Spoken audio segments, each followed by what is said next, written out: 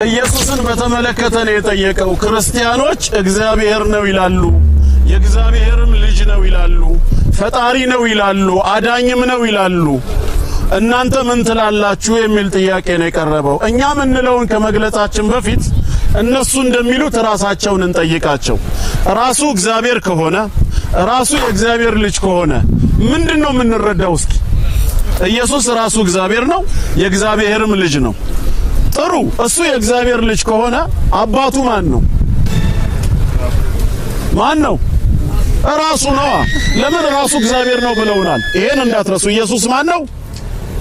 እግዚአብሔር ነው። ከዛስ አልናቸው የእግዚአብሔር ልጅ ነው አሉን። ኢየሱስ የእግዚአብሔር ልጅ ነው። እሺ አባቱ ማን ነው? ራሱ እግዚአብሔር ተብሏል። ራሱ ለራሱ አባት ነው። ራሱ ለራሱ ምንድነው? ልጅ። እንዴት ነው ሰው የሚረዳው? አንተ አልገባህም። እንደዛ ማለታችን ሳይሆን አባቱ ሌላ ነው፣ አብ ይባላል። እሱ ደግሞ ወልድ ነው፣ ሌላ ነው፣ ኢየሱስ ይባላል ካሉ ደግሞ ስንት ሆኑ? አሁን ማን ነው ታዲያ ከሁለቱ እግዚአብሔር? እግዚአብሔር ማን ነው? ሁለቱም ካሉን ስንት እግዚአብሔር አለ?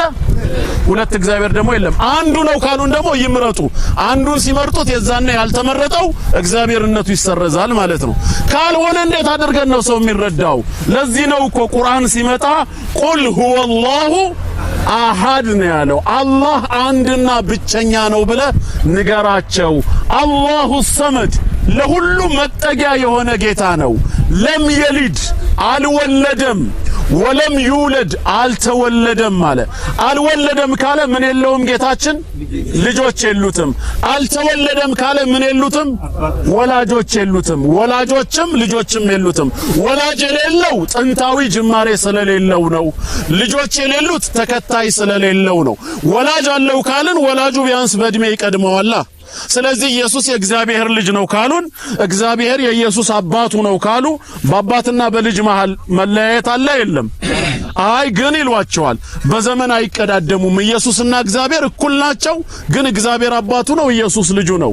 እኔ አቡ ሃይደር እባላለሁ። ሃይደር ልጄ ነው፣ እኔ አባቱ ነኝ። የሚገርማችሁ ግን እኔና ሃይደር በእድሜ እኩል ነን።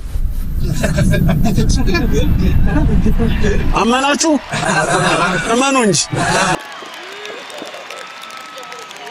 ኢየሱስን በተመለከተ ነው የጠየቀው። ክርስቲያኖች እግዚአብሔር ነው ይላሉ፣ የእግዚአብሔርም ልጅ ነው ይላሉ፣ ፈጣሪ ነው ይላሉ፣ አዳኝም ነው ይላሉ። እናንተ ምን ትላላችሁ የሚል ጥያቄ ነው የቀረበው። እኛ ምንለውን ከመግለጻችን በፊት እነሱ እንደሚሉት ራሳቸውን እንጠይቃቸው። ራሱ እግዚአብሔር ከሆነ ራሱ የእግዚአብሔር ልጅ ከሆነ ምንድነው የምንረዳው? እስኪ